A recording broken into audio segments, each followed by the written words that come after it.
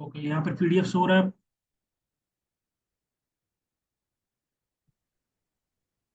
बताइए।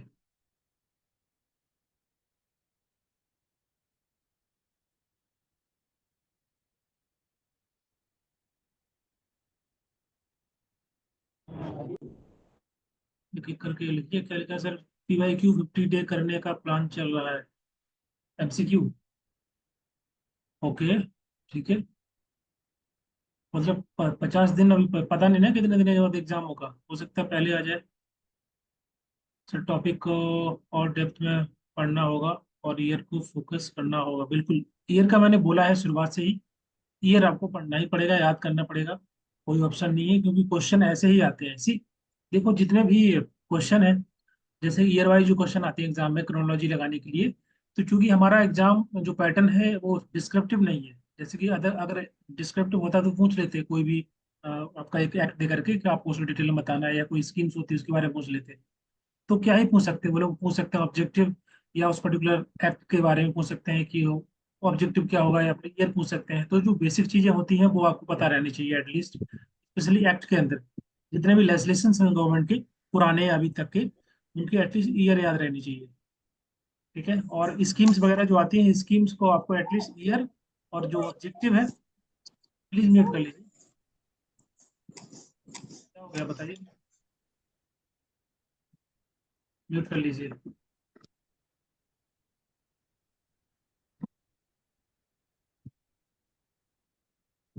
एनालिसिस किया बहुत ज्यादा।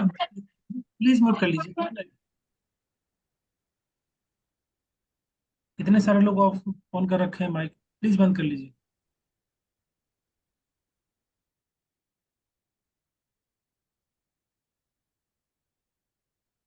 चलिए स्टार्ट करते हैं। क्या लगा? हाँ सर, एनालिसिस किया, बहुत सारा मिस्टेक हुआ है। और जैसे ऑर्डर डिसेंडिंग पूछा था और मैंने उसको अस्त्र में असेंडिंग ऑर्डर लगा दिया। हाँ, है सब यही होता है एक्चुअली। क्या होता है एग्जाम में, जो जल्दी जल्दी के चक्कर में ना बहुत सारी गलती हो जाती है। कहीं असेंडिंग लिखा है उसको डिसेंडिंग लगा दिया, या जो आपको आ रहा है उसी के अकॉर्डिंग लगा दिया। वॉइस क्लियर नहीं आ रहा मेरा? बोलिए। क्लियर है सर। ठीक है। अभी अटक रहा है? वॉइस क्लियर है? ओके। तो हम लोग आज जो है, ये जो क्वेश्चन पेपर था हमारा, उसी को डिस्कस करेंगे। और जो जो आपके डाउट रहेंगे हम लोग डिस्कस करते जाएंगे, तो आप वहाँ पूछ लेना, या फिर हम लोग एक एक क्वेश्चन डिस्कस करेंगे तो क्लियर हो जाएगा डाउट। या जो कुछ हम लोगों ने पढ़ा नहीं था, अगर इनकेस अगर सिलेबस में नहीं था, तो वो भी डिस्कस होगा। वैसे अभी जितने क्वेश्चन जो है आगे हम लोग करने वाले हैं, मोस्ट ऑफ द जो है हम लोगों ने किए हैं क्लास के अंदर। देखो इसीलिए मैं बोलता हूँ कि आप लोग जो है सिलेबस पे फोकस करिए करिए। ठीक है, सिलेबस इंपॉर्टेंट है। जो उसमें जितने भी चैप्टर, हर एक यूनिट के अंदर 7 चैप्टर होते हैं, ठीक है, सबको पढ़ना है। लेकिन मैं पीवाईक्यू क्यों कराता हूँ क्लास के अंदर? मेरा फोकस पीवाईक्यू ज्यादा होता है, चाहे ईयर वाइज हो, ठीक है, या फिर हमारा यूनिट वाइज हो। हमारा फोकस पीवाईक्यू इसलिए होता है क्योंकि पीवाईक्यू में क्या होता है, बहुत सारे ऐसे क्वेश्चन होते हैं जो सिलेबस में नहीं होते हैं या आउट ऑफ सिलेबस रहते हैं, तो वो भी कवर हो जाते हैं। जैसे कि जो एग्जाम में आया था motivation theory, X theory, Y theory, तो वो हो सकता है कि आपको सिलेबस के अंदर ना दिख जाए वहाँ, लेकिन अगर पीवाईक्यू आपने देखे होंगे, वीडियो अगर देखे होंगे या क्लास ज्वाइन किया होगा, तो वहाँ पर मैंने कई बार डिस्कस किया है थ्योरी, दोनों theory, theory motivation, X theory, Y theory, Z theory, है ना। तो ऐसे क्वेश्चन जो एग्जाम में आज, जैसे इस बार आया हुआ ये वाला क्वेश्चन, तो हम लोगों ने वो क्लास में डिस्कस किया था, लाइव क्लास में जो पीवाई को डिस्कशन हुआ था वहाँ पर। ऐसे क्वेश्चन जो है लाइव क्लास में ही डिस्कस होते हैं, जो कि आउट ऑफ सिलेबस रहते हैं या कुछ अलग रहते हैं, थोड़ा डिफरेंट रहते हैं, या जो जनरली सिलेबस के अंदर डायरेक्टली नहीं लिखा होता किसी पर्टिकुलर टॉपिक में। तो वो सभी चीज़ें डिस्कस होती है हमारे लाइव क्लास के अंदर, इसलिए लाइव क्लास ज्वाइन किया करिए, ताकि कुछ एक्स्ट्रा इन्फॉर्मेशन मिलती रहे आप लोगों को। एग्जाम का पैटर्न थोड़ा थोड़ा चेंज हो रहा है, डायरेक्ट क्वेश्चन नहीं आ रहे हैं, हाँ, लेकिन पीवाई क्यू क्वेश्चन ही है। सर थ्योरी की अलग से क्लास ले लीजिए, क्योंकि थ्योरी हम लोग कितनी बार डिस्कस कर चुके हैं, बहुत बार डिस्कस कर चुके हैं। थ्योरी का क्लास अलग से लेने का मतलब, कोई अगर डाउट है किसी पर्टिकुलर थ्योरी में तो उसका क्लास ले सकते हैं। पूरी थ्योरी डिस्कस करना it's not possible. We have discuss many times, मतलब जब पीवाई को डिस्कस करते हैं तो हर एक थ्योरी डिस्कस कर रहे होते हैं। यूनिट सेकंड में हम लोग पूरा डिटेल में डिस्कस किए थे, जब पीवाई को डिस्कस किए थे, आई थिंक 5 से 8 लेक्चर हुए थे यूनिट सेकंड के अंदर। महिमा, तो आप एक बार थ्योरी का वीडियो देख लीजिए। यूनिट सेकंड का जो वीडियो होगा, उसमें मैंने डिटेल में थ्योरी पढ़ाई हुई है, उसको एक बार देख लीजिए, यूनिट सेकंड का वीडियो, जो थ्योरी वाला वीडियो है। उसके अलावा और एक पीवाईक्यू का होगा, PYQ unit wise, unit second का। ठीक है, उसमें 5-6 लेक्चर होंगे, उसमें थ्योरी होंगी, वो भी डिस्कस की है, उसमें थ्योरी डिस्कस की है। ठीक। अगर कोई पर्टिकुलर थ्योरी आपको समझ में नहीं आ रही, कि मान लीजिए साइकोसेक्सुअल थ्योरी है, साइको डेवलपमेंट थ्योरी है, या साइकोसोशल डेवलपमेंट थ्योरी है, एल्बर्ट बंडूरा की थ्योरी है, तो एक पर्टिकुलर या दो थ्योरी आप बता दीजिए, मैं उसको एक्सप्लेन कर दूंगा, वो तो पॉसिबल है। अदरवाइज ऑल द थ्योरी, इतनी 20-30-50 थ्योरी जो है दोबारा से डिस्कस करना वो पॉसिबल नहीं होगा। हम लोग जो है, हमारा कोर्स ऑलरेडी कंप्लीट हो चुका है, तो अभी पूरा सब कुछ दोबारा से स्टार्ट करना पॉसिबल नहीं है। हाँ, अगर कोई डाउट रहेगा तो जरूर डिस्कस करेंगे, उसको इग्नोर नहीं कर सकते। हर एक डाउट आपका क्लियर होगा, बट उसके पहले आपको फोकस करना है वीडियो पर जो बने हुए हैं, उनको देख लीजिए। यूनिट सेकंड के देख लीजिए, उसमें बहुत सारी थ्योरी कवर हो जाएगी आपकी। ठीक है महिमा, is it clear?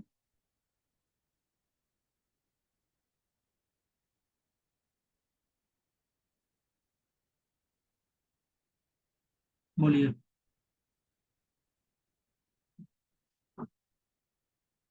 Ji sir, clear है। ठीक है, चलिए आगे हम लोग बढ़ते हैं।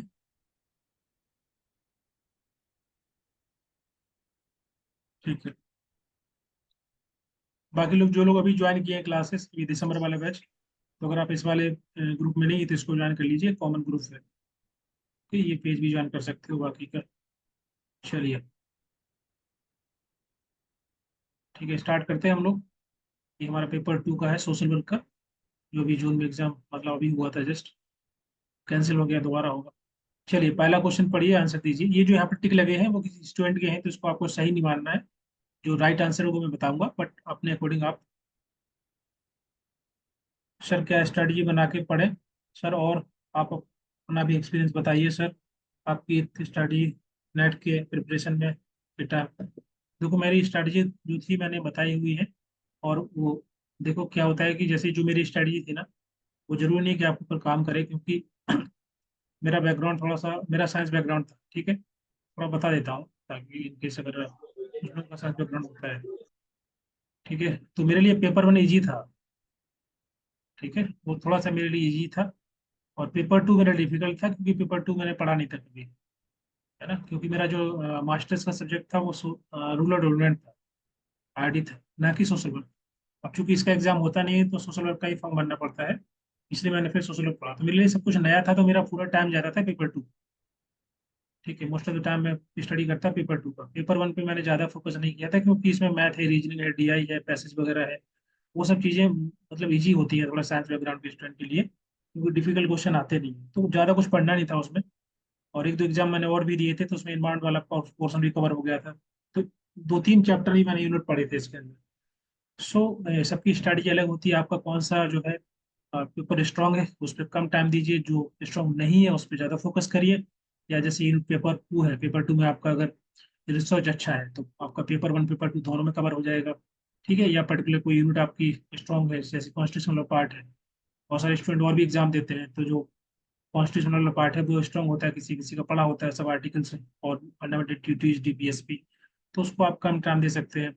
तो जिस भी पर्टिकुलर, जैसे किसी किसी का सोशल वर्क जो है स्पेशलाइज होता है किसी पर्टिकुलर एरिया में, ठीक है, तो वो पर्टिकुलर आपका पोर्शन आपका स्ट्रांग हुआ तो उसको छोड़ दीजिए, मतलब छोड़ना नहीं है, लेकिन एटलीस्ट कम टाइम देकर के भी आप उसको पढ़ सकते हैं। बाकी चीज़ों पर ज़्यादा फोकस करिए, ज़्यादा टाइम दीजिए, सो दैट कि आपका ओवरऑल पूरा सिलेबस, हर एक टॉपिक, हर एक चैप्टर कवर हो जाए। ठीक है, टाइम दीजिए बहुत ज़्यादा। अभी तो हमारा एग्जाम दोबारा होगा, तो हो सकता है कि, देखिए एग्जाम होगा तो मान के चलिए 20 दिन तो लगेंगे ही। अभी नोटिफिकेशन आएगा, ठीक है, नोटिफिकेशन के तुरंत बाद तो होता नहीं एग्जाम, अभी क्वेश्चन पेपर बनेगा दोबारा, है ना, क्योंकि अभी क्वेश्चन पेपर तो चला गया है, ये दोबारा बनेगा। तो मान के चलिए कि आपके पास 30 डे है, 25 से लेकर 30 डेज है। ओके, तो इनमें दोबारा से आप अगर जो भी आपके डाउट हैं, जो भी आपका टॉपिक छूट गया है, आपने नहीं पढ़ पाया जल्दी जल्दी के चक्कर में एग्जाम में, अभी दोबारा से पढ़ लीजिए अच्छे से, ताकि अभी जो है आपके मार्क्स ज़्यादा स्कोर हो इस बार। ठीक है, टाइम दीजिए पेपर 1 पे लगभग 2 घंटे दीजिए, और पेपर 2 में दीजिए 2 घंटे। ये मिनिमम बता रहा हूँ मैं, जो लोग जॉब करते हैं या कॉलेज जाते हैं, यूनिवर्सिटी जाते हैं, तो इसके ज़्यादा, इससे ज़्यादा टाइम दे सकते हो तो दो। और वो सभी टॉपिक फोकस करो जो कि आपकी वीक है, चाहे वो आपका मीथ मैथ हो, रीजनिंग हो, डीआई हो पेपर 1 में, या पेपर 2 में आपका जैसे कि एक्ट वगैरह है, लेजिस्लेशंस, प्रोग्राम है, स्कीम्स है, इनको याद नहीं कर पा रहे तो उनको पढ़िए, लगातार पढ़ते रहिए, कंपाइलेशन से आप याद करिए, रटिए, कुछ भी करिए, एनी हाउ आपको एग्जाम क्लियर करना है किसी भी तरीके से। ठीक है।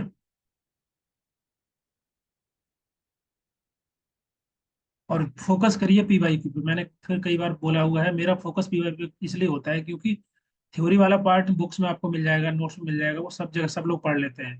लेकिन पीवाईक्यू जितना आप प्रैक्टिस करेंगे, प्रैक्टिस करने से दो बेनिफिट होते हैं। एक तो आपका ये हो गया कि पीवाईक्यू कवर हो गया, अगर कोई क्वेश्चन दोबारा रिपीट होता है तो वो तो आप सही कर पाएंगे। दूसरा है कि प्रैक्टिस रहेगी तो आप एग्जाम में परफॉर्म सही से कर पाएंगे। अब लेंदी क्वेश्चन पेपर आ गया, आपने प्रैक्टिस ही नहीं किया होगा तो आपके सारे क्वेश्चन छूट जाएंगे।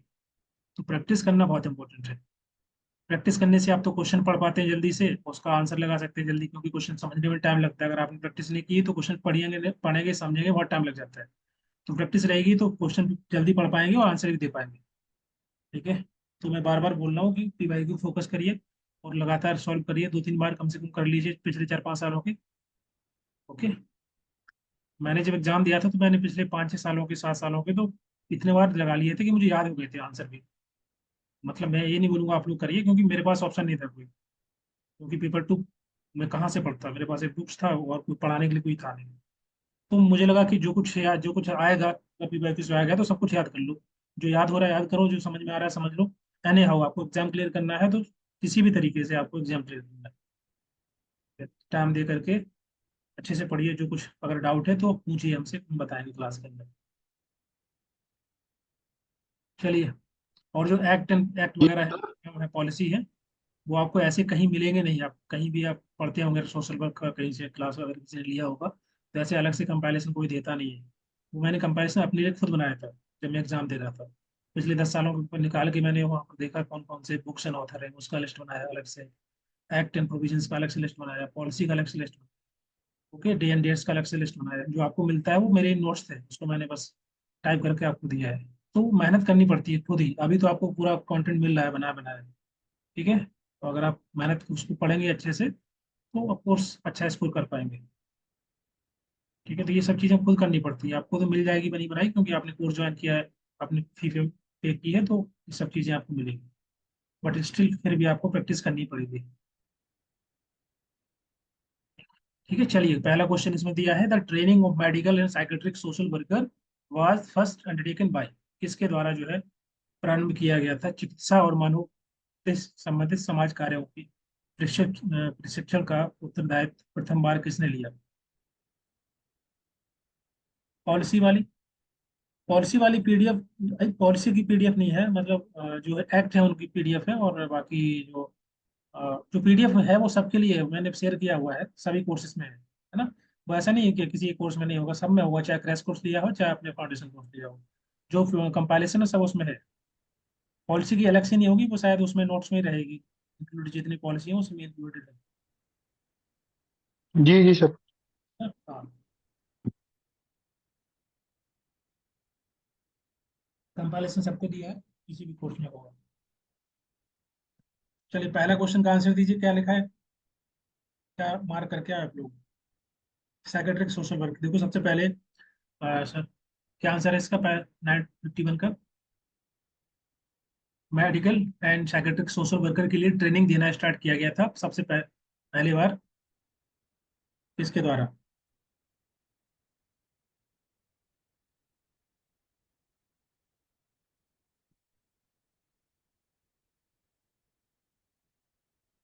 बिल्कुल। जो वोर कमेटी थी उसकी रिकमेंडेशन जो है आई 1956 के अंदर, और उसमें मेंशन किया गया है कि जो हॉस्पिटल्स होते हैं इंडिया के अंदर, वहाँ पर मेडिकल और साइकेट्रिक सोशल वर्कर को अपॉइंट होना चाहिए।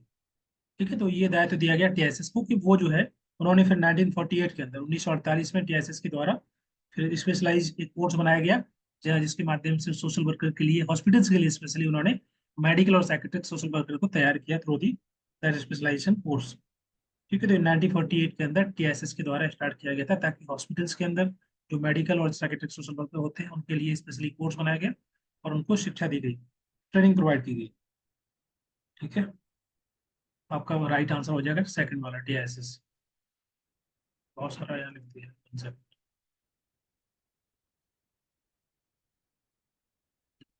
वैसे मैं बोलता जा रहा हूँ, इनकेस अगर कुछ लिखना है लिख लीजिए, क्योंकि भी हैंड राइटिंग तो ऐसे ही आती है, क्या होता है, TISS 1948। चलिए नेक्स्ट क्वेश्चन, क्वेश्चन नंबर 52।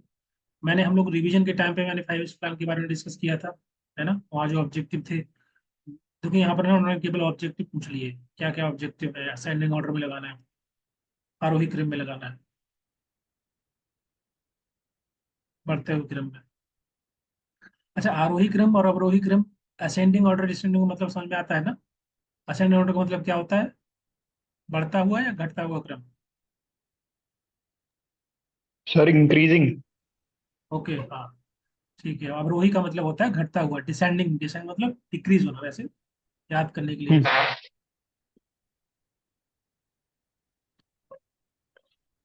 इसमें लिखा है कि according to the five plan period ascending order में लगाना है ऑब्जेक्टिव। पहला लिखा है ग्रोथ एंड सोशल जस्टिस, दूसरा है attainment of self reliance, self reliant and self generating, faster sustainable and more inclusive growth, towards faster and more inclusive. तो काफी क्लोज एक जैसे हैं, it's very difficult to remember all the objective of the five plan. तो still अब exam में ऐसे question आ जाते हैं, तो आपको ये भी देखना है कि ऑप्शन क्या क्या है, क्योंकि कभी कभी ऑप्शन ऐसे रहते हैं कि थोड़ा आपको इजी रहेगा एलिमिनेट करने के लिए। ठीक है, क्या क्या आंसर मार्क किया आप लोगों ने 52 का? 52 का बताइए आंसर, 51 का दे रहे हैं आप लोग। ठीक, 51 का आपका हो गया, 51 का सेकंड है कि ऐसे है प्रियांशु, ठीक है। 52 का बताइए।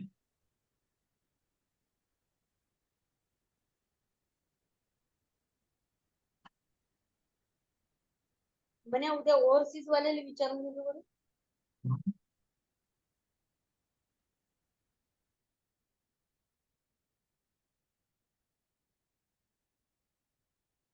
सर ये कौन सी शिफ्ट का पेपर है? अच्छा, सोशल वर्क एक ही शिफ्ट में हुआ था, 2 शिफ्ट में हुआ था? मॉर्निंग में हुआ था ना? जी सर, शिफ्ट तो एक ही थी पर वो 4 पेपर थे अलग अलग। अच्छा, पेपर अलग अलग थे। अच्छा ठीक है, एक काम करना, मुझे ना पेपर भेज देना जो अलग अलग है। ये तो मेरे पास है, किसी स्टूडेंट ने भेजा था, और आप लोग भी भेज देना मुझे, बाकी का जो डिफरेंट होगा तो उनको भी हम लोग डिस्कस करेंगे। जी सर, एक्स वाला है मेरे पास, एक्स वाला मैं भेज दूंगा आपको। ठीक है ठीक है, बाकी को जिनको, अगर जिनको ये मिला है तो चलो हो गया मेरे पास, बाकी जिन लोगों का डिफरेंट है तो आप लोग ग्रुप में भेज देना। सो मैं बाकी जो क्वेश्चन होंगे नए वाले उनको भी ऐड कर लूंगा। सर मेरे क्वेश्चन, पास डब्लू वाला है।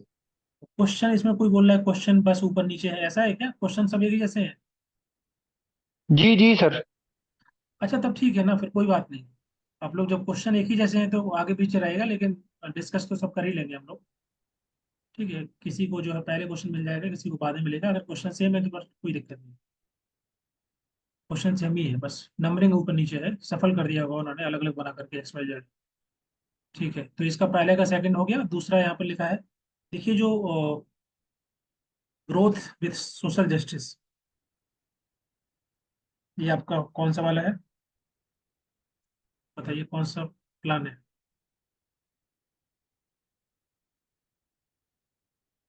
Self reliant and self generating, ये है आपका सी, मतलब थर्ड फाइव प्लान, 1961 से लेकर 66 तक। उसके बाद आएगा आपका अटेनमेंट ऑफ सेल्फ रिलायंस, ये आपका साथ साथ में जुड़ा हुआ रिमूवल ऑफ पॉवर्टी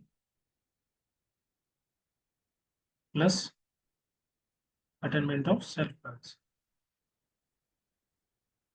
आत्मनिर्भर, ये आपका फिफ्थ फाइव प्लान हो गया। पांचवा, पांचवा कब से कब तक है? 1974 से लेके 1979। ठीक है, तो पहले आपका ये है, नेक्स्ट है इसमें आपका कौन सा है? Rapid and growth and social justice, faster sustainable and more inclusive growth,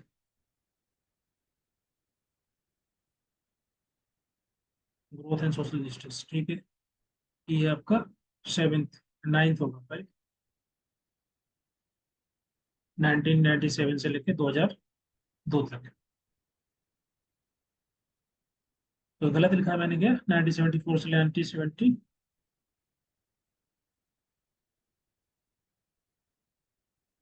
ठीक तो है, 1979 ही है ना?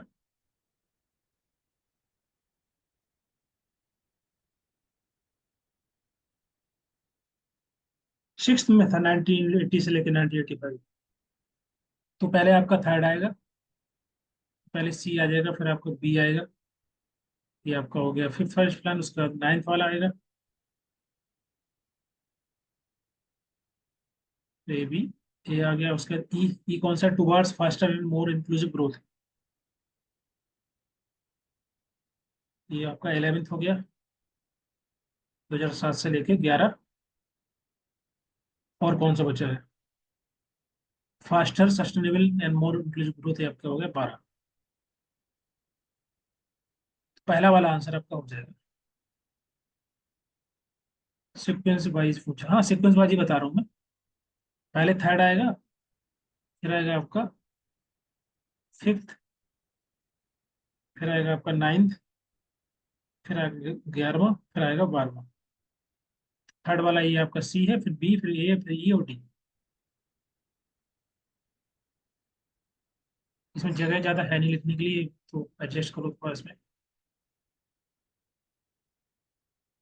हाँ रिपीट कर देता हूँ। देखो पहले आएगा वो सी आएगा, सी मतलब self reliant and self generating. ये है आपका थर्ड फाइव प्लान, तीसरा, 1961 से लेकर 1966। ठीक है, इसका फोकस था कि किस प्रकार से सेल्फ रिलायंट और सेल्फ जनरेटिंग इकोनॉमी को बनाना। ये तीसरा जो फाइव प्लान था उसमें था। ठीक है, इसी के अंदर जो है 1961 से लेकर 1966 का था। और इसमें मतलब इतना सफल नहीं हुआ था ये वाला फाइव प्लान। नेक्स्ट इसमें आपका फिफ्थ वाला, फिफ्थ यहाँ पर मैंने मेंशन किया है B, attainment of self reliance. ठीक है, ये फोकस था कि पॉवर्टी को खत्म करना और साथ ही साथ सेल्फ रिलायंस बनना। इसके बाद आपका आएगा नाइन्थ, नाइन्थ यहाँ पर है ग्रोथ एंड सोशल जस्टिस। फिर 11th number, that is towards faster and more inclusive. देखो ऐसे पता नहीं चलेगा, आपको याद करना पड़ेगा ये। ठीक है, इसका मैं कंपाइलेशन मैंने दिया हुआ है, मैं दोबारा भेज दूंगा एक बार भी, थोड़ा अपडेट करके जो ऑब्जेक्टिव है।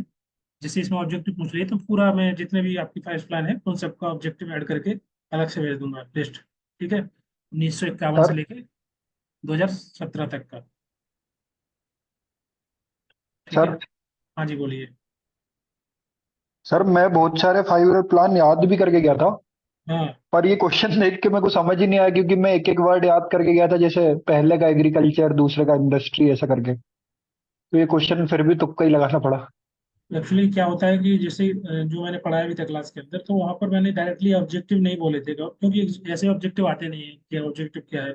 जनरली ओवरऑल होता है, जैसे मान लो पहला फाइव प्लान था तो जिसमें आईआईटी बनाए गए, तब बाकी जो टेक्निकल इंस्टीट्यूट बनाए गए, ऐसे ऐसे याद रहता है थोड़ी थोड़ी चीजें। उसके बाद आपका जो हाइड्रो इलेक्ट्रिक प्रोजेक्ट बनाए गए, तो ये चीजें याद रहती है, लेकिन ऑब्जेक्टिव इतना याद नहीं था। ऊपर से यहाँ पर जो ऑब्जेक्टिव है काफी क्लोज है, देखो सेल्फ रिलायंट यहाँ पर भी है, ग्रोथ है, towards fast and more inclusive growth, faster sustainable growth, तो काफी क्लोज है। It's very difficult to differentiate और उसके बाद आंसर मार्क करना, है ना। तो ये क्वेश्चन आपका डिफिकल्ट में आ जाए, कैटेगरी में आ जाए, क्योंकि ऐसे क्वेश्चन कभी कभी हम बहुत सारे टॉपिक पढ़ के जाते हैं लेकिन नहीं कर पाते, बिकॉज जो लेवल होता है क्वेश्चन का बहुत डिफिकल्ट होता है, ये डिफिकल्ट कैटेगरी में आए। क्योंकि इतना क्लोज, इतना बारीकी से एक एक चीज याद करना, इट्स नॉट पॉसिबल। काफी क्लोज है बहुत ज्यादा। जैसा कोई डिफरेंशिएट करने के लिए ऐसे ऑप्शन दिए नहीं गए कि आप आसानी से बता पाएंगे ये वाला आपका ये वाला फाइव प्लान है। आवाज नहीं आ रही है? सेम। ठीक है, तो इसको मैंने अलग से जो एक पीडीएफ दिया हुआ है पहले से, अभी मैं दोबारा इसमें ऑब्जेक्टिव ऐड करके एक मैं पीडीएफ भेज दूंगा, उसको पढ़ लेना। ठीक है, उसमें मैंने अलग से एक ऐड कर दिया है कॉलम ऑब्जेक्टिव का, और बाकी ईयर वाइज दिया हुआ है। जो जो बाकी प्रोविजन है वो भी पढ़ लेना, इनकेस अगर एग्जाम में आए। तो एक चीज़ याद रखना कि एग्जाम अभी दोबारा जब होगा, तो ऐसा नहीं है कि वो लोग पूरा का पूरा नया पेपर बना कर दे देंगे। बहुत सारे क्वेश्चन आपके इसी से क्वेश्चन पेपर से आएंगे, मतलब एग्जैक्ट क्वेश्चन नहीं आएगा, ऐसा नहीं आएगा सेम टू सेम क्वेश्चन आ जाएगा। लेकिन जैसे फाइव प्लान है, तो वो लोग देंगे क्वेश्चन इसी प्रकार का, लेकिन थोड़ा चेंज कर देंगे कुछ न कुछ, थोड़ा वेरिएशन आएगा। ठीक है, नॉट, अब हो सकता है इस बार वो ऑब्जेक्टिव ना पूछे, या हो सकता है सेम टू सेम क्वेश्चन दे दे। तो आपको ये जो 100 क्वेश्चन है पेपर टू के, इनको अच्छे से पढ़ के जाना है। हर एक कंसेप्ट को अच्छे से पढ़ लेना है। अगर इनके सेम क्वेश्चन आता है तो गलत ना हो, और सेम कंसेप्ट से आएगा तो भी गलत नहीं होना चाहिए। एटलीस्ट इतना तो करके जाना ही जाना है, बाकी चीजें आपने पढ़ी होंगी पहले भी एग्जाम के लिए, अभी दोबारा पढ़ लेना। ठीक है, पहला वाला मार्क कर लीजिए। नेक्स्ट है क्वेश्चन नंबर 53। सर वो हाँ जी बोलिए। सर वो पुराने पीवाई क्यू में बहुत सारे ऐसे वाले क्वेश्चन आते थे कि फिर 5 ईयर प्लान कब से कब तक था, ऐसे वाले। तो वो तो 5 से इंटू करके लगभग निकल जाता है, यानी आसपास का नंबर। पहले जो पीवाईक्यू आते थे वो ये तो नया था। एक्चुअली इजी भी आते थे, अभी तो उस टाइप के क्वेश्चन नहीं आ रहे हैं। हम्म। पहले सिंपल 4 ऑप्शन रहते थे तो थोड़ा इजी रहता था ऑप्शन को एलिमिनेट करना और आंसर मार्क। अभी तो थोड़ा चेंज हो गया पैटर्न, लेंथी क्वेश्चन आ रहे हैं, तो हमको उसी के अकॉर्डिंग तैयारी करनी है अपनी। डिटेल में पढ़ना पड़ेगा, कोई ऑप्शन नहीं है, राइट। पैटर्न चेंज हो रहा है तो कंपटीशन में तो आपको सब कुछ पढ़ना पड़ेगा जैसा डिमांड करेंगे।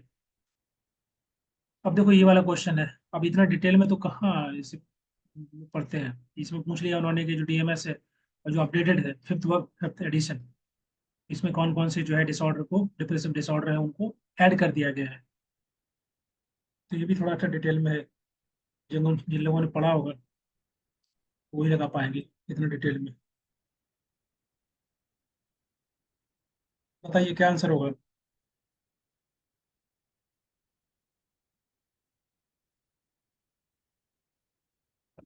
अब जैसे क्वेश्चन ही पहला वाला है, इसमें आप लोगों ने ये आपका हो गया प्लानिंग कमीशन को लेकर। अब आपको साथ में नीति आयोग पढ़ लेना है, कि हो सकता है वो लोग प्लानिंग कमीशन के क्वेश्चन ना पूछें और नीति आयोग के बारे में पूछ लेंगे। तो जो बेसिक आपके फैक्ट्स हैं नीति आयोग के वो याद रहने चाहिए, कब जो है बनाया गया, क्या ऑब्जेक्टिव है, ओके, चेयरमैन कौन है, वाइस चेयरमैन कौन है, सीईओ कौन है आपकी नीति आयोग के। ये सभी चीजें आपको पता रहनी चाहिए ताकि किसी प्रकार से गलती ना करो। प्लानिंग कमीशन के बारे में पता रहना चाहिए। उसके बाद 2014 में आ गया था आपका नीति आयोग, जैसे गवर्नमेंट चेंज हुई थी, तो आपको इसके बारे में पता रहना चाहिए क्योंकि ये नई बॉडी है, तो ये प्लानिंग कमीशन की तरह काम नहीं करती है, ठीक है। तो ये जो बेसिक फैक्ट है आपको पता रहना चाहिए। नीति आयोग आपका कोऑपरेटिव फैक्टरिंग को प्रमोट करता है, ठीक है। इसका काम होता है मॉनिटर करना, एवेलुएट करना, एक थिंक टैंक की तरह काम करता है, एक इनोवेशन हब बोलते हैं, ठीक है। वो रिकमेंडेशन दे सकता है पॉलिसी जो बनती है उनके लिए, या जो इकोनॉमिक पॉलिसी बनाई जाती है, जो फ्रेमवर्क तैयार करता है प्रोग्राम बनाने के लिए, ठीक है। ये काम होते हैं इसके, पॉलिसी और प्रोग्राम फ्रेमवर्क बनाना।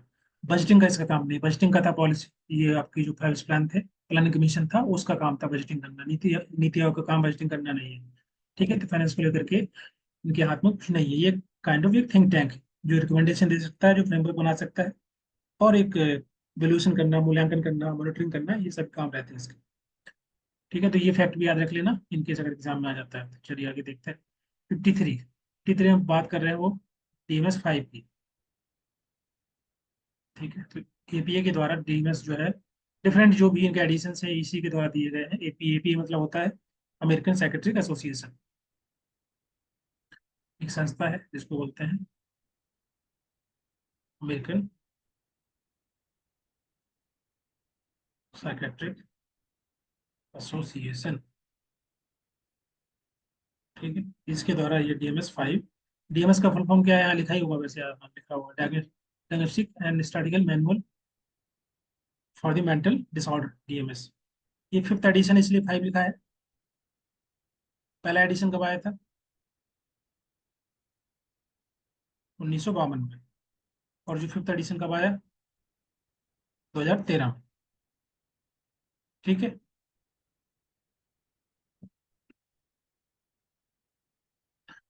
DMS 5 बेसिकली है क्या है? ये काइंड ऑफ रिपोजिटरी होती है, जैसे होता है ना कि जो डॉक्टर्स वगैरह होते हैं उनके लिए ये जो है आपका एडिशन होगा, इसके माध्यम से वो पढ़ करके देख करके समझ सकते हैं। और जो भी रिसर्च वगैरह होती है या बोल सकते हैं लिटरेचर रिव्यू करना होता है, तो जो डॉक्टर के लिए या जो स्पेशली स्पेशली मेंटल डिसऑर्डर जो होते हैं उसके लिए उनकी क्या कंडीशन है, क्या उनकी आउटलाइन हो सकती है, कैसे उसको डायग्नोसिस करना होता है, उसका जो क्राइटेरिया होता है, वो सब चीज़ें इसके अंदर रहती है, ठीक है। तो ये बोल सकते हैं काइंड ऑफ डेटाबेस होता है डॉक्टर्स के लिए या जो रिसर्चर होते हैं उनके लिए, ओके। जो भी इन्फॉर्मेशन रहती है काफ़ी क्रेडिबल होती है, तो इसके माध्यम से वो लोग इसको यूज करते हैं, मदद करते हैं, ठीक है। तो इसके अंदर अभी 2 नए डिसऑर्डर को ऐड किया गया है। हाँ, एसोसिएशन है, अमेरिकन साइकेट्रिक एसोसिएशन,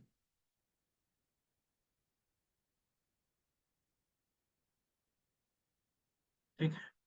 तो जो भी क्लिनिकल या पब्लिक हेल्थ एक्सपर्ट्स होते हैं वो जनरली इसी का यूज करते हैं और डायग्नोसिस करने के लिए, अंडरस्टैंड करने के लिए। चलो इसको मैं हटा देता हूँ, आप लोग बताइए अब तक।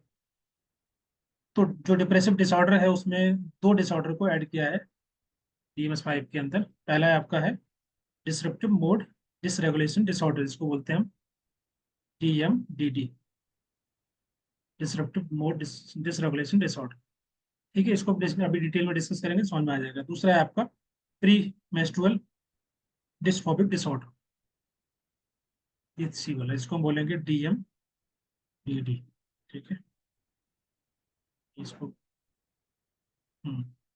डीएम बोल सकते हैं, कोई शॉर्ट फॉर्म तो कुछ भी हो सकता है। ठीक है, तो ये आपके दो ऑप्शन होंगे होंगे इसमें, ए और सी। देखिए कहाँ कहाँ पर, देखो सी इसमें नहीं है, इसको हटा सकते हैं आप। इसमें ए नहीं है, इसको आप हटा दीजिए। इसमें ए और सी दोनों है, इसमें ए नहीं है, इसको हटा दीजिए। ऐसे करके आप ऑप्शन को एलिमिनेट कर सकते हैं। तीसरा इसमें दिया है परसिस्टेंस डिसेप्टिव डिसऑर्डर, तो ये भी इसका हिस्सा है, इसको भी आप ऐड कर सकते हैं। इसके अलावा देखो पहला इसमें लिखा है डिसेप्टिव मोड, इसका मतलब क्या होता है, एनीबॉडी बताइए थोड़ा सा, अगर आइडिया है तो। मोड डिसरेगुलेशन डिसऑर्डर, जो बच्चे होते हैं ना जनरली 3 साल से लेकर 18-20 साल तक, स्पेशली जो अडल्ट हो जाते हैं, इस एज के अंदर ज्यादा आप देखते होंगे कुछ बच्चों में बहुत ज्यादा इरिटेशन होता है, गुस्सा आता है। ठीक है, बहुत ज्यादा जो है शॉर्ट टेम्पर्ड होते हैं, या बैड मूड बोल सकते हैं। तो जो डीएमएम जिसको बोल रहे हैं, डिसरप्टिव मोड डिसऑर्डर बोल रहे हैं, इसको शॉर्ट फॉर्म लिख देते हैं डीएमटीडी। तो इस प्रकार के सिम्टम्स पाए जाते हैं एडोलेसेंट एज में। ईगो, ईगो देखो अलग अलग चीज होती है, हम लोग जो पढ़ते हैं वो ईगो अलग होता है, और जो आम भाषा में हम लोग बात करते हैं ईगो की, ये अलग चीज है। ठीक है, तो अगर हम ईगो की देखें तो ईगो नहीं बोल सकते हैं, लेकिन हाँ एक काइंड ऑफ एंगर होता है जो फ्रिक्वेंट रहेगा, टेम्पर आउटबर्स्ट बोल सकते हैं, सिंपल बहुत इरिटेशन हो रहा है चीजों को लेकर के, अग्रेसिव बिहेवियर होता है कुछ बच्चों का। ठीक है, उसको बोल सकते हैं। या छोटी छोटी सिचुएशन में बहुत ज्यादा रिएक्ट कर देना, और कोई भी फंक्शन से कोई भी काम करना होता है उसमें डिफिकल्टी होती है, क्योंकि हमारा ध्यान मतलब जो बच्चे होते हैं जिनकी उम्र 3 साल से लेकर 18 या अडल्ट भी हो जाते हैं, उनको इस प्रकार की प्रॉब्लम्स होती है। ये कुछ सिम्टम्स होते हैं जो कि आपके आते हैं डिसरप्टिव मोड डिसरेगुलेशन डिसऑर्डर, इसलिए लिखा है डिसरेगुलेशन डिसऑर्डर, मोड में डिस्टर्ब। ठीक है, दीज आर द सिम्टम्स। और इसका डायग्नोसिस उसी प्रकार से होता है जैसे कि बाकी एंजाइटी है या एडीएचडी हो जाती है, उस प्रकार का ट्रीटमेंट सेम ट्रीटमेंट इसमें पाया जाता है। इसमें आपको पेरेंट्स ट्रेनिंग भी दी जाती है, क्योंकि अगर बच्चे हैं, छोटे बच्चे हैं, तो पेरेंट्स को ट्रेनिंग दी जाएगी, या कई प्रकार के रिकमेंडेशन या साइकोथेरेपी ट्रीटमेंट जो होते हैं वो दिए जाते हैं। तो उतना डिटेल में नहीं आएगा, लेकिन आपको पता रहना चाहिए डिस्ट्रक्टिव मोड डिसरेगुलेशन डिसऑर्डर का मतलब क्या है। ठीक है, या बोल सकते हैं सिंपल बच्चों के अंदर जो बाइपोलर डिसऑर्डर होता है उसको हम कंसिडर कर सकते हैं इसमें।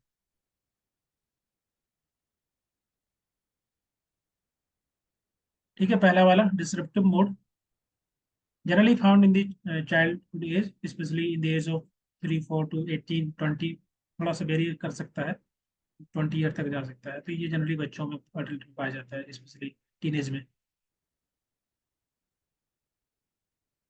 तो अब इसको ऐड कर सकते हैं। और दूसरा आपका है द प्रीमेस्ट्रल डिस्फोबिक डिसऑर्डर, इसका मतलब क्या हुआ,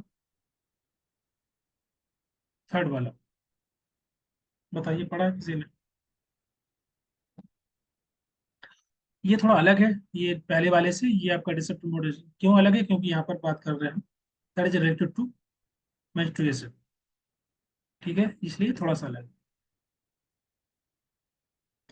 इसमें कम से कम कुछ ऐसे 5 सिम्टम्स होते हैं जो अगर प्रेवलेंट है किसी पर, किसी महिला है किसी, तो फिर अगर तभी जो है हमारा इस कैटेगरी में आएगा, प्री मेंस्ट्रुअल डिस्फोबिक डिसऑर्डर के अंदर आएगा, अगर 5 सिम्टम्स पाए जाते हैं स्पेशली। मतलब कम से कम 5 सिम्टम्स होने चाहिए, जैसे कि डिफिकल्टी होना सोचने में, तो कॉन्सेंट्रेट करने में, लैक ऑफ एनर्जी, फटीगनेस होना, कमजोरी फील करना, जिसको बोलते हैं हम हाइपरसोमिनिया, नींद कम आना, ज्यादा आना, इंसोमिनिया, इस प्रकार की प्रॉब्लम्स होती है। या फिर मसल्स पेन होना, ज्वाइंट पेन होना, ब्लोटिंग होना, ये सभी सिम्टम्स अगर 4-5 सिम्टम्स एक साथ होते हैं, 5-6 सिम्टम्स, तो वो इस कैटेगरी के अंदर आता है, इसको बोलते हैं प्री मेंस्ट्रुअल डिस्फोबिक डिसऑर्डर। ठीक है, and that is we can say that is present 1 week before menstruation, एक हफ्ता पहले। तो अगर इस प्रकार के 5 6 8 सिम्टम्स एक साथ रहते हैं और इसकी जो सिविलिटी लेवल ज्यादा होता है, तभी हम कंसिडर करेंगे उसको प्री मेंस्ट्रुअल डिसऑर्डर के अंदर। इन जनरली इस प्रकार के सिम्टम्स होते हैं, लेकिन लगातार इस सिम्टम्स और उसका लेवल हाई होगा, सिविलिटी लेवल हाई होगा, तभी वो आपका इस केस के अंदर आएगा। ठीक है, इसका मतलब ये है कि अगर बहुत ज्यादा कंडीशन, अगर इस प्रकार के सिम्टम्स होते हैं, तो जो डे टू डे लाइफ की फंक्शनिंग होती है ना, जैसे पढ़ना लिखना काम करना, उनमें भी काम करने में दिक्कत होती है, डिफिकल्टी होती है। इसका मतलब है कि जो सिम्टम्स हैं वो जो है कहीं ना कहीं ज्यादा प्रेवलेंट है, इसी वजह से वो आपका आएगा प्रीमेंस्ट्रुअल डिस्फोबिक डिसऑर्डर के अंदर। अदरवाइज जो यूजुअल एक्टिविटी होती है वो कर पाती है महिलाएं, अदरवाइज नहीं कर पा रहे हैं, इसका मतलब है कि जो दीज सिम्टम्स जो है बहुत ज्यादा प्रेवलेंट है, and that is the case of premenstrual dysphoric disorder. Is it clear?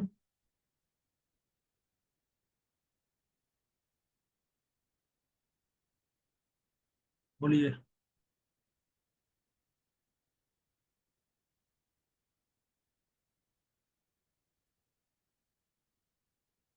ये जो आपका DMS-5 है, इसका नोट्स मिल जाएगा।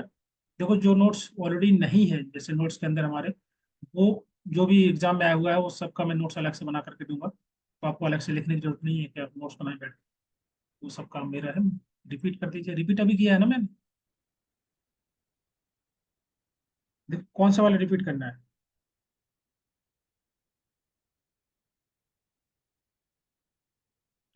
ओनली सी वाला। देखो, सी में लिखा है द प्री मेंस्ट्रुअल डिस्फोबिक डिसऑर्डर। ये आपका मोड डिसऑर्डर से अलग है, क्योंकि यहाँ पर हम बात कर रहे हैं मेंस्ट्रुएशन की। तो ये अगर हम बात करें, ये जो डिसऑर्डर होता है जनरली होता है मेंस्ट्रुएशन से एक हफ्ते पहले। अगर इस प्रकार के सिम्टम्स पाए जाते हैं, जो सिम्टम्स मैंने बताए हुए हैं, कि अगर 4-5 सिम्टम्स, कम से कम मिनिमम 5 सिम्टम्स या उससे ज्यादा सिम्टम्स अगर होते हैं, एटलीस्ट 5 और मोर। 4-5 कौन कौन से बताए? एक तो यही है कि जो एजुअल एक्टिविटी होती है उसमें इंटरेस्ट ना होना, ठीक है, कंसंट्रेशन करने में डिफिकल्टी होती है, पढ़ने में डिफिकल्टी होती है, लैक ऑफ एनर्जी फील होना, ठीक है, लेथार्जिक फील होना, भूख ना लगना या ज्यादा लगना, ओवर ईटिंग करना, ठीक है, नींद कम आना, नींद ज्यादा आना, ब्लोटिंग होना इस प्रकार से, या हो सकते हैं मसल्स पेन है, जॉइंट्स पेन है, इस प्रकार की जो प्रॉब्लम होगी, तो ये बहुत सारे सिम्टम्स आपके इसी कैटेगरी में आते हैं। अगर ये जो है सिम्टम्स हैं वो बहुत ज़्यादा प्रेवलेंट है, मतलब लेवल जो है बहुत हाई है, तो जो डे टू डे लाइफ की एक्टिविटी होती है, जो हम काम कर रहे होते हैं, जो महिलाएं काम करती हैं, या जो मान लो लड़कियां जो पढ़ाई कर रही हैं, अगर उनको डिफिकल्टी हो रही बहुत ज़्यादा, तो इसका मतलब है कि वो केस है आपका प्रीमेंस्ट्रुअल डिस्फोबिक डिसऑर्डर का, जहाँ पर सेवरिटी लेवल हाई होता है, with these condition, with these symptoms, which is more than 5, कम से कम 5 या 5 से ज़्यादा इस प्रकार के सिम्टम्स हैं तभी। ठीक है। एंजाइटी, डिप्रेशन, बहुत ज्यादा इरिटेशन होना चीजों को लेकर के, बहुत, ये सभी चीजें आपके आएंगी इसी के अंदर।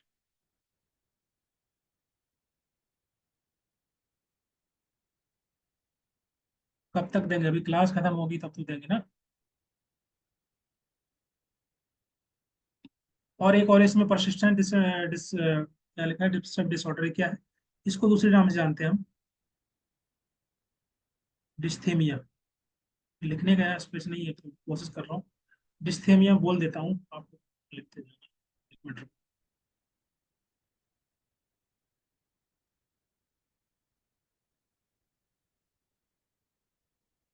अभी दिख रहा है डिस्थेमिया?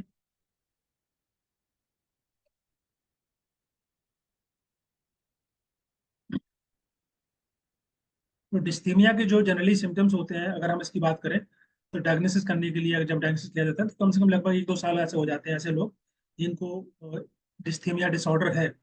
इसका मतलब होता है